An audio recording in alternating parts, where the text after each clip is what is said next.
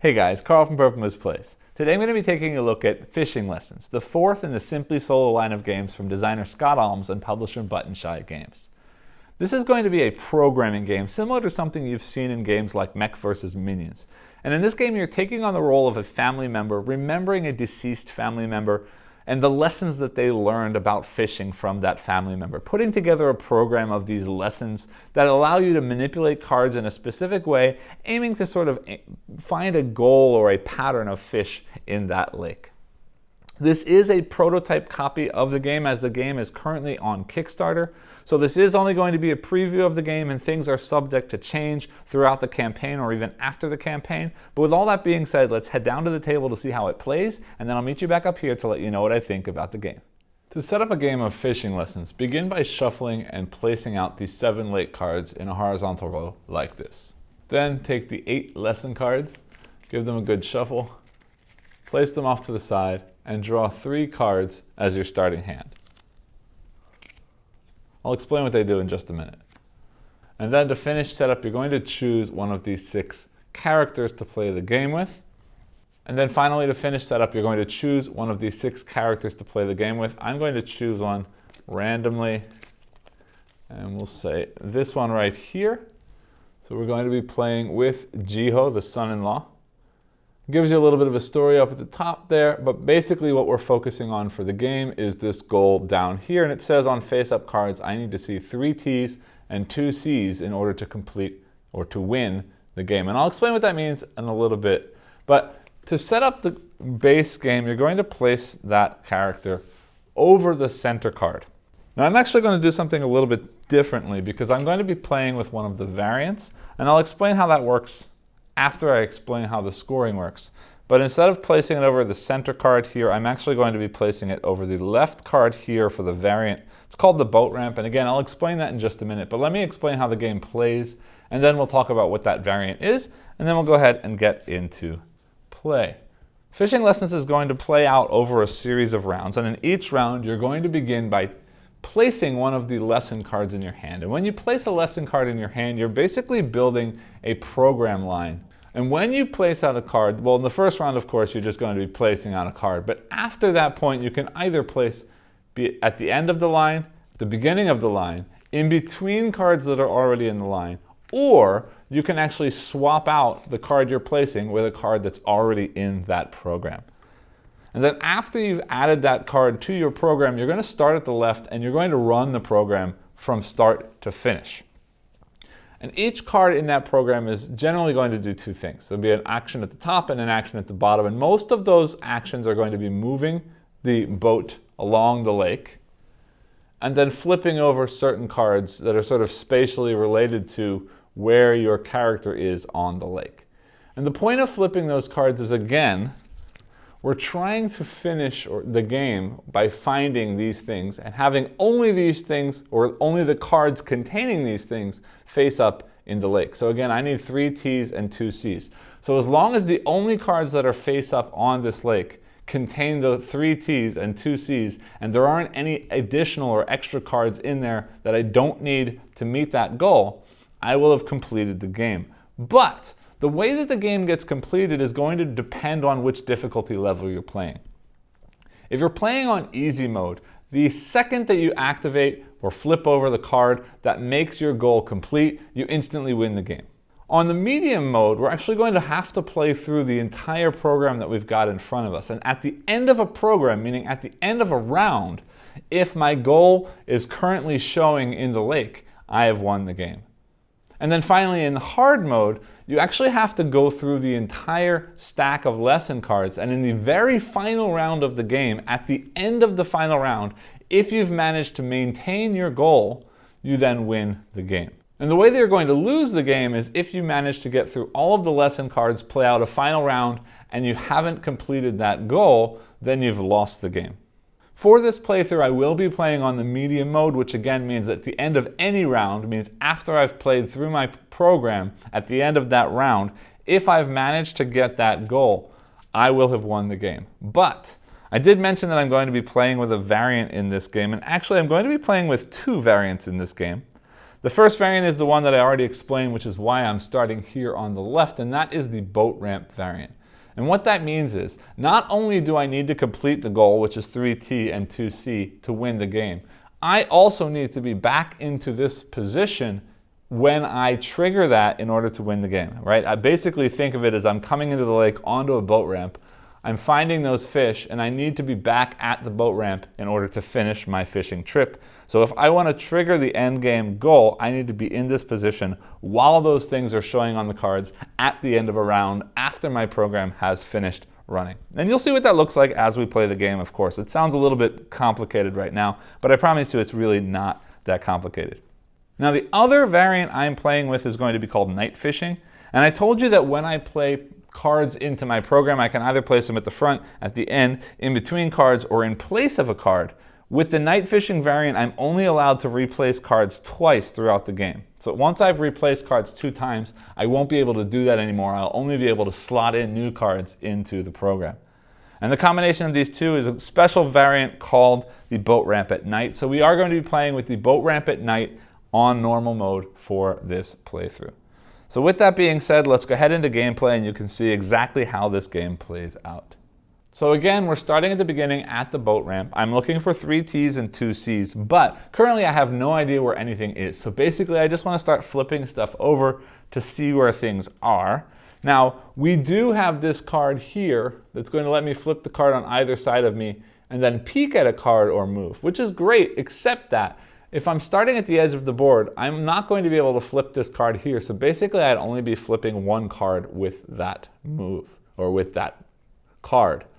This one gives me 3, but again, this one's off the edge, so it would just be 2 and move. But that's not a bad way to start. We can always replace that if we need to, or it might actually help us flip things and get things done. So I'm going to start by playing that. All right, so we're going to start at the top of the card, and it says flip the 3 cards.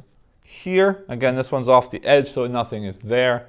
So we're going to flip this card and this card.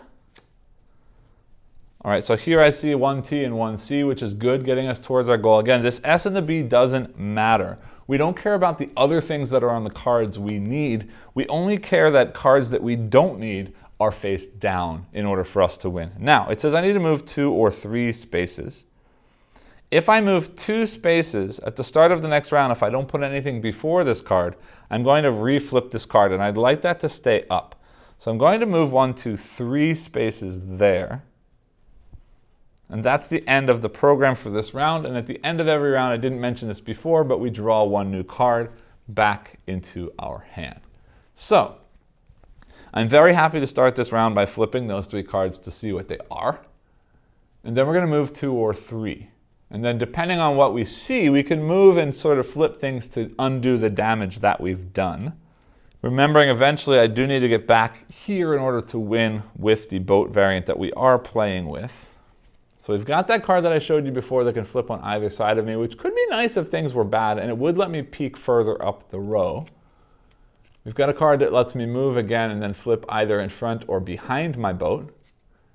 And then we've got this card that lets me move 3 and then flip sort of these widespread cards, which right now is not going to be great because I don't know which cards to aim for. So I think I'm actually going to play this one that lets me peek. Because we can adjust with this movement, we can flip things over, and then I can look at cards that I haven't seen before. So I'm going to do that. So the first thing we're going to do is flip these 3 cards. All right, and this is where things get a little bit, not tricky, but interesting. Because here's another C and here's another C, but here's a T. This S and C I don't necessarily need if I keep these 2. So I need to keep these 2 or these 2 because I need that C and that T, but I only need 1 other C. So one of these 2 is no good for me. Plus, this BS is useless for me as well because, this BS is useless for me as well because I don't need a B or an S, so it has to be face down. So I could move 2, 1, 2, which flips these 2, which bad because I want to keep that. I could move 3 here, flipping only that 1, which is probably not something I want to do. Although, if I do that and move one more there, that flips those 3 down. Then I could move 1, 2, no. I think I'm just going to stay where I am. Yeah, I'm going to flip these 2. Oh wait, I can't stay where I am. I have to move 2 or 3. I could move in this direction, 1, 2, which flips those 2. Yeah, let's do that and see where we get to. 1, 2, flip those 2. I need that card back again, but we can fix that later. In fact, I need one of those, but not the other. So if I start the next round by flipping those 3 over, that's going to work, because that'll go face down, those will go face up, and I will be in a much better situation. Now, I need to peek, because I got to find the other T. I'm allowed to peek at one card face down or move one. So I'm going to peek here and see what's on this card. That's a C and an S. So there's another potential C, which means probably, well, not probably, the last T must be down here, right? Because I can show you again, we just flipped those, so I don't mind showing it to you again. There's a T there, there's no T there. And there's a T there, and we need 3 T's. So we've got to book it all the way down here to flip that before we can do anything else. So let me draw a next card, which is going to be flip the one I'm on and the one in front of me, and then move 1 or 3. So I want to get way down to the end. If I flip here, 1, 2, 3 doesn't quite reach where I need to get to. So I'd like to slot something in between. Yeah. But the problem is anything I flip before this is then instantly going to unflip. Well, let's see. I'm going to play around. We can fix things as we need to later. So we're going to flip these 3. So now I've got that card that I needed, that card that I needed. I still need that card, but I don't want that. We've got T, T, C, C. I need one more T, which is going to be here. I don't want that. So we're going to move 2, because now I flipped this one and this one. Remembering, I do need that card to be there. Then, I don't need to peek because I know that it's what I need to happen. I'm going to move there, and we're going to flip this one and this one.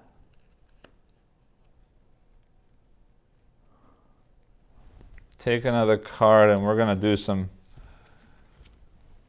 mitigation later. We're going to move 1, 2, or 3 there, and then I'm going to flip the 2 next to me with a gap, and then one more. All right, so I need to do a lot of things because I got to get all the way back here. But I need to flip that card. I have too many C's. I only need 2 C's, so we could flip both of those. If I flip all 3 of these, oh, I don't need that one. Okay. If I go 1, 2, it's worth mentioning if you move off the edge of something, then it doesn't mean anything. It means it just stops movement when you get to the edge of the board.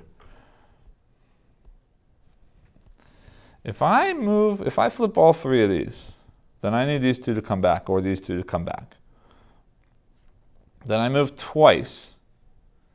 I could bring that one back up.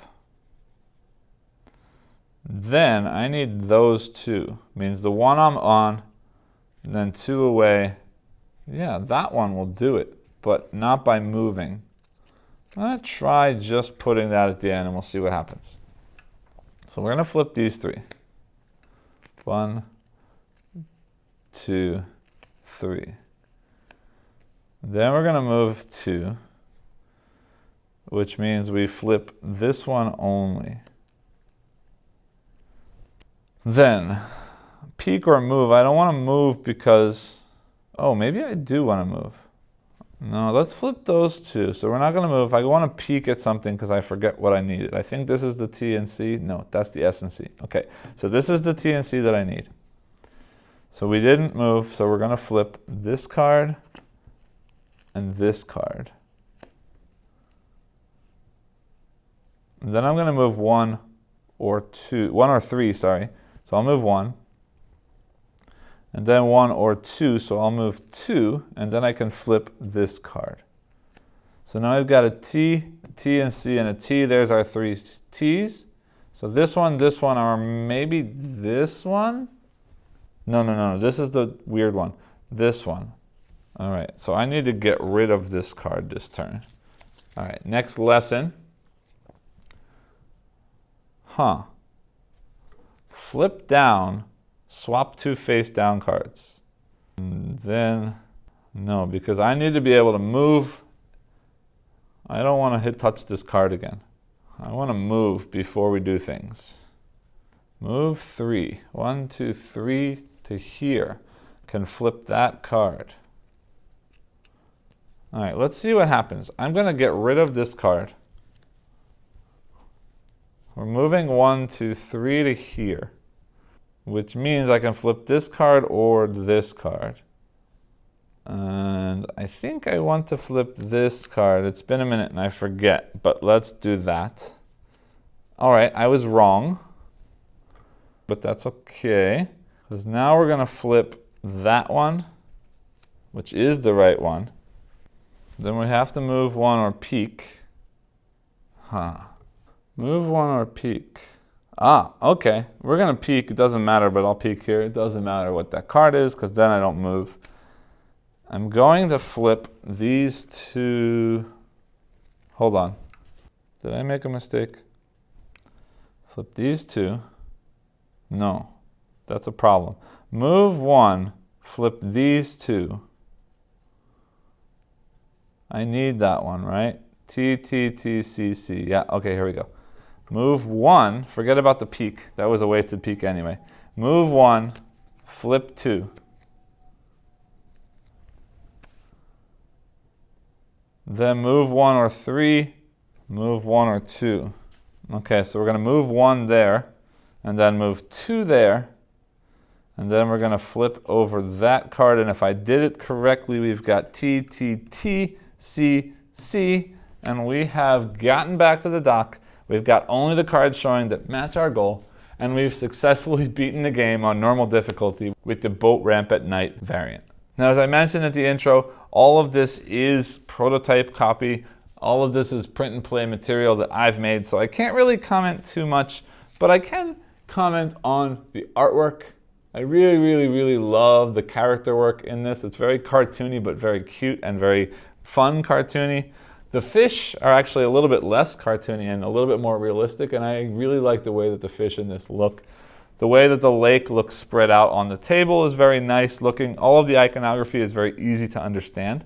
It's worth mentioning that I do love the representation in the characters.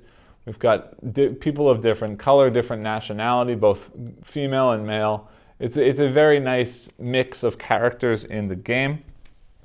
That's pretty much all I can say about the components themselves. Meet me back up top and I'll let you know what I think about the game itself. Welcome back. I hope you enjoyed the playthrough. This is another one of these simply solo games from Scott Almes, and you've seen all of the other games from me at this point, and that means Food Chain Island, Ugly Griffin Inn, Unsurmountable, and now this one. And I really, really, really, really enjoy this game a lot. I think this is this is definitely my favorite of the line so far. I enjoyed Food Chain Island, but it ended up more of a puzzle than a game for me, and I still go back to it occasionally. It's still in my collection, but it's not one that thrills me to pull off the shelf and dive into. Ugly Griffin Inn, while I did enjoy it, it ended up being a little bit fiddly for me, and I did end up trading that one on. Unsurmountable is another one that I do really enjoy. I like the pattern of that and the sort of mountain building aspect of that game, and I will continue to play that one. And this one now is guaranteed that once this Kickstarter fulfills, and I do have my copy of this game, because I will be backing this one for sure, once I've got my copy of this game, this is the one of the set so far that will definitely stay in my collection for the long haul. And why is that? It's a programming game, and that can be hit or miss for me, but this style of programming that I first encountered in Mechs vs. Minions, where you're playing a card and then running all of the things that you've played up till that point, is very, very interesting for me. It's a very clever, very cool puzzle to me, because It's fun to build these sort of chains of actions that happen one after the other. It's fun to see how something you want to happen now is going to sort of screw things up later on in the future and really throw a wrench in the works, because now you don't want to turn over all those cards that you were hoping to find, flip over to see what's underneath early in the game in this case. And now, can I put something in there to undo that before or after that in the chain of the program? Or should I try and swap that out with something else to hopefully put something in its place that does something that I need to happen in that place instead? And that thinking process and that puzzle is very, very interesting and very fun to me. And that's important here because one thing I do need to mention about this game is that it's fairly easy. You just saw me play on normal difficulty with two of these sort of difficulty increasing variants, and I did manage to win the game. And I'm going to tell you that most of the time that I play this game, I win the game. Now, if I play it on the completely hardest difficulty level where you do have to get all the way to the end of the game and time it perfectly that in the final round you're winning and your goal is met, that's not something that I win all the time, and I very rarely play that difficulty level because to me, maintaining the puzzle is fun, but getting to the point where you've hit the goal or hit the pattern that you're supposed to be aiming for is the more fun part for me. And the reason that I don't care about this easiness is because, again, it's the puzzle. It's this planning and thinking and twisting and manipulating piece that I love so much. And if I win or if I lose, I don't really care. I kind of want to win every time because I kind of want to make it so that it's like building a jigsaw puzzle. It could be an easy puzzle, it could be a difficult puzzle, but at the end of the day, eventually, I want to get to the end result. Now, there is an end game here. If I don't make it by the end of the deck running out, I don't make it, and that means I lose. But that has almost never happened for me, and I'm not saying that I'm great at this game. It might be that this kind of puzzle is something that I'm good at, and that might be why I'm doing so well. But again, I'm not looking for a failure condition in this kind of game. I'm looking for a puzzle that's presented to me, and it's my job to figure out how do I get from here to there using the things that I'm given. So if I win every time, I don't care. It's more about how did I deal with things and what kind of things did I do in order to get that win. And that's what makes this game fun to me. Now, you get 6 different characters, 6 different goals.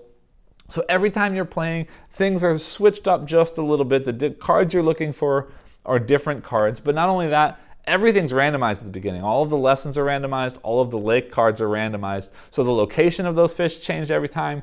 The order of the lessons that you're getting come out differently every time. So this isn't going to be a game that you necessarily solve and then never have fun with again. There's lots of permutations in there. There's lots of variability in there. There are some expansions. I haven't gotten a chance to see those expansions yet, but there are some expansions in the Kickstarter that are there. So this is definitely a game that if you enjoy programming, and you want a programming game that plays really fast and it's more about solving the puzzle than it is about winning or losing the game, this is one that I strongly recommend because I haven't seen programming done in a quick little card game that plays this fast and plays this easily before. And it's a really, really fun way to get directly into sort of that pure mechanism of programming without this huge board game experience attached to it as well. So I strongly recommend this one. Definitely check it out if you're a fan of solo gaming. Definitely check it out if you're a fan of programming. It's still on Kickstarter for a little under a week now if you're watching this as this video goes live. Otherwise, the Simply Solo line seems to do pretty well and they seem to get reprinted pretty often. So definitely take a look at this, at the Button Shy website later. If you missed the Kickstarter, you should still be able to grab a copy later on.